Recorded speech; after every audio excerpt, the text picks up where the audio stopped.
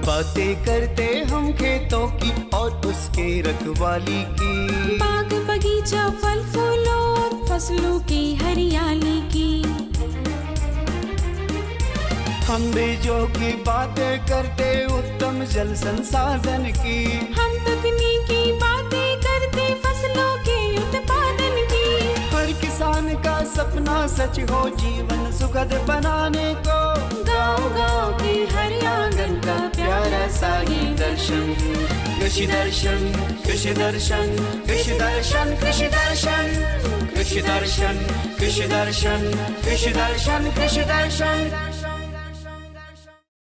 नमस्कार, जोहार। कृषि दर्शन कार्यक्रम में आप सभी किसान भाई बहनों का स्वागत है। मैं हूं नमिता।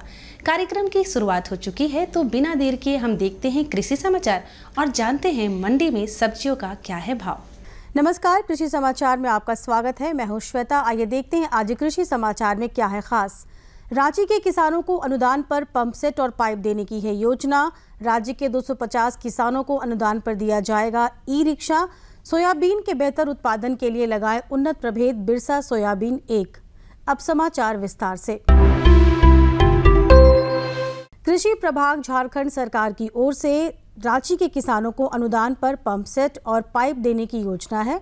इसमें 1.5 से 3 हॉर्स पावर तक के पंप सेट की इकाई योजना की लागत 20,000 रुपये है। 3.5 से 5 हॉर्स पावर तक के पंप सेट इकाई योजना की लागत 30,000 रुपये है। इन दोनों पंप सेट के साथ 200 फीट पाइप भी दिए जाएंगे, जबकि बिना पाइप के 1 हॉर्स पावर के सोलर पंप सेट की इकाई योजना की लागत 90,000 रुपये है। इस योजना से लाभ लेने के लिए जिला भूमि संरक्षण कार्यालय रांची से संपर्क कर सकते हैं। राज्य के किसानों को बाजार तक अपनी उपज पहुंचाने में कोई परेशानी ना हो, इस बात को ध्यान में रखकर उद्यान विभाग ने 250 किसानों को ई रिक्शा देने का निर्णय लिया है।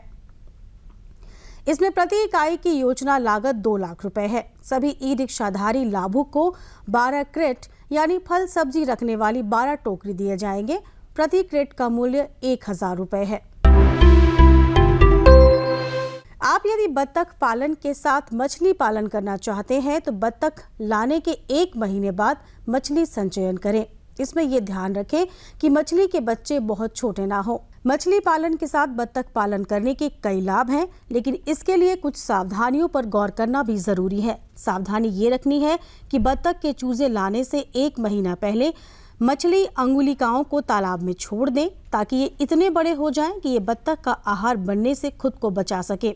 आगे आने वाले महीनों में तालाब से बत्तख को और बत्तख से मछली को लाभ होगा। जब बत्तख का हम लोग संचयन कर रहे हैं तो उसके 1 महीना पहले मछली का संचयन हो जाना चाहिए। मछली का ऐसा फिंगरलिंग हम लोग करें या एडवांस फिंगरलिंग या ईयरलिंग करें, जिससे मछली जो है अपना बचाव कर सके।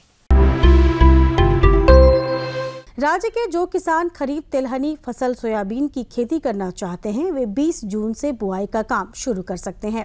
सोयाबीन के बेहतर उत्पादन के लिए अनुशंसित उन्नत प्रभेद हैं बिरसा सोयाबीन 1, JS 335 या बिरसा सफेद सोयाबीन 2। सोयाबीन की खेती के लिए 75 से 80 किलोग्राम बीज प्रति हेक्टेयर की दर से लगाएं। बीज कतारों में बोएं। कतारों के बीच 45 सेंटीमीटर की दूरी रखें। सोयाबीन के बेहतर उत्पादन के लिए उन्नत प्रभेद सोयाबीन 1, बिरसा सोयाबीन 2 या JS 335 लगाएं। इनकी उत्पादन क्षमता 20 से 25 क्विंटल प्रति हेक्टेयर है। आज हम जानेंगे बैंगन फसल में रासायनिक दवा के बिना कैसे कीट नियंत्रण करें। किसान भाइयों, बैंगन का पौधा लगाने के 25 दिन बाद 125 किलोग्राम नीम की खल्ली और 60 दिन बाद भी 125 किलोग्राम नीम की खल्ली प्रति हेक्टेयर की दर से खेत में डालें तथा उसे मिट्टी से ढक दें। इससे बैंगन में कीटों का प्रकोप नहीं होगा और उपज भी बढ़ेगी। अब एक नजर राज्य के 5 प्रमुख शहरों के मौसम के मिजाज पर। आज राज्य के 5 प्रमुख नगरों के अधिकतम और न्यूनतम तापमान कुछ इस प्रकार दर्ज किए गए। रांची का अधिकतम तापमान 36 डिग्री सेल्सियस और न्यूनतम 26 डिग्री सेल्सियस। जमशेदपुर का अधिकतम तापमान 37 डिग्री सेल्सियस और न्यूनतम 28 डिग्री सेल्सियस। मेदिनीनगर का अधिकतम तापमान 42 डिग्री सेल्सियस और न्यूनतम 29 डिग्री सेल्सियस। देवघर का अधिकतम तापमान 39 डिग्री सेल्सियस और न्यूनतम 26 डिग्री सेल्सियस। वहीं धनबाद का अधिकतम तापमान 37 डिग्री सेल्सियस और न्यूनतम 27 डिग्री सेल्सियस दर्ज किया गया। कृषि समाचार में आज इतना ही। अगले दिन अगले अंक में फिर मिलेंगे कुछ नई जानकारियों के साथ। तब तक के लिए दीजिए इजाजत। नमस्कार, जोहार। अभी आप देख रहे थे कृषि समाचार, जहां खेती बाड़ी से जुड़ी ढेरों जानकारियां आपने ली। मंडी का भाव, मौसम का मिजाज, नीति, तकनीक, उपकरण के बारे में जाना और भी बहुत सारी बातें आपके साथ यूं ही करेंगे, लेकिन उससे पहले लेते हैं ये छोटा सा विराम।